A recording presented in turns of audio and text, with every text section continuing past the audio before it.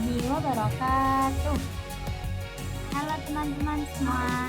Hari ini kita akan belajar tentang proses pemajuan, penghormatan, dan perlindungan hak asasi manusia.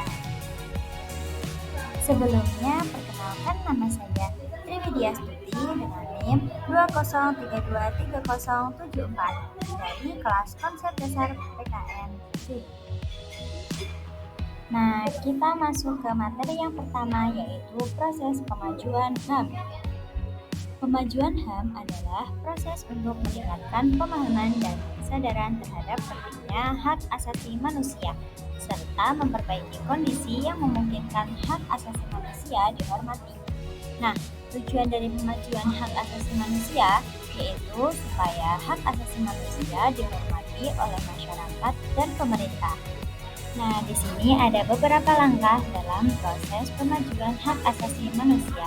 Yang pertama, ada edukasi hak asasi manusia, yaitu negara dan organisasi non-pemerintah memberikan pendidikan kepada masyarakat terhadap hak asasi manusia, mulai dari institusi pendidikan hingga komunitas luar, sehingga individu memahami hak dan kewajibannya.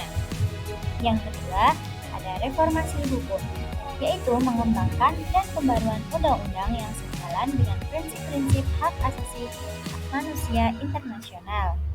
Dan yang ketiga ada penguatan lembaga hak asasi manusia, yaitu memperkuat peran lembaga negara yang bertugas mempromosikan hak asasi manusia seperti Komnas HAM atau Komisi Nasional Hak Asasi Manusia, serta lembaga internasional yang mengawasi implementasi hak asasi manusia. Nah, di sini ada upaya pemerintah dalam menegakkan hak asasi manusia.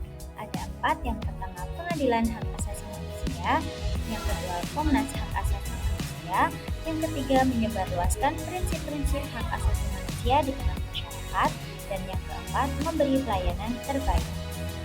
Nah, yang pertama itu ada pengadilan hak asasi manusia. Pengadilan Hak Asasi Manusia bertugas dan berwenang memeriksa dan memutus perkara pelanggaran hak asasi manusia yang berat. Mereka juga memeriksa dan memutus perkara pelanggaran hak asasi manusia yang berat yang dilakukan di luar batas teritorial wilayah Negara Republik Indonesia oleh warga negara Indonesia. Yang kedua ada Komnas HAM. Komnas HAM itu singkatan dari Komisi Nasional Hak Asasi Manusia dan didirikan dengan keputusan Presiden nomor 50 tahun 1993. Jika melakukan penyelidikan, Komnas HAM dapat membentuk tim panitia khusus yang terdiri atas Komisi Hak Asasi Manusia dan unsur masyarakat. Yang ketiga, menyebarluaskan prinsip-prinsip hak asasi manusia di tengah masyarakat.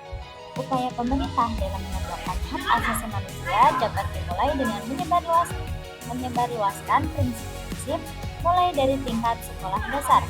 Nah, hal ini dilakukan agar masyarakat mulai menghargai dan menghormati segala kepentingan atau hak orang lain.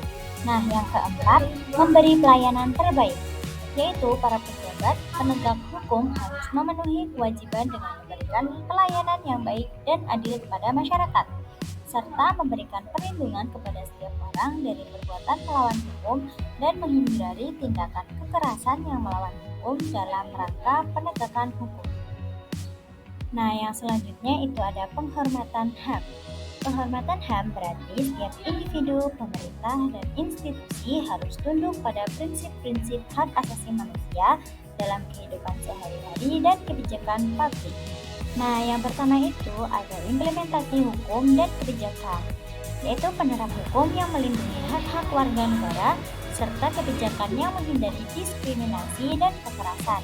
Negara berkewajiban untuk memastikan hak-hak warganya tidak dilanggar oleh pihak manapun, termasuk oleh aktor negaranya sendiri. Nah, yang kedua ada penegakan hukum, yaitu proses hukum yang adil dan transparan untuk mencegah pelanggaran hak asasi manusia, baik yang dilakukan oleh individu, kelompok, maupun pemerintah. Nah, yang ketiga ada penciptaan budaya penghormatan. Melalui dialog dan program masyarakat, norma-norma yang menghormati hak asasi manusia perlu dibudayakan dalam interaksi sosial dan pemerintah.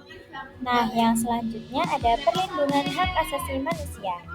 Perlindungan hak asasi manusia adalah langkah-langkah untuk memastikan individu atau kelompok yang hak-haknya terancam atau dilanggar mendapatkan perlindungan yang layak. Nah, perlindungan hak asasi manusia bisa dilakukan melalui satu, penyediaan mekanisme pengaduan, yaitu negara perlu menyediakan saluran yang aman dan transparan bagi individu atau kelompok yang merasa hak-haknya dilanggar, seperti melalui pengaduan kepada lembaga seperti Komnas HAM.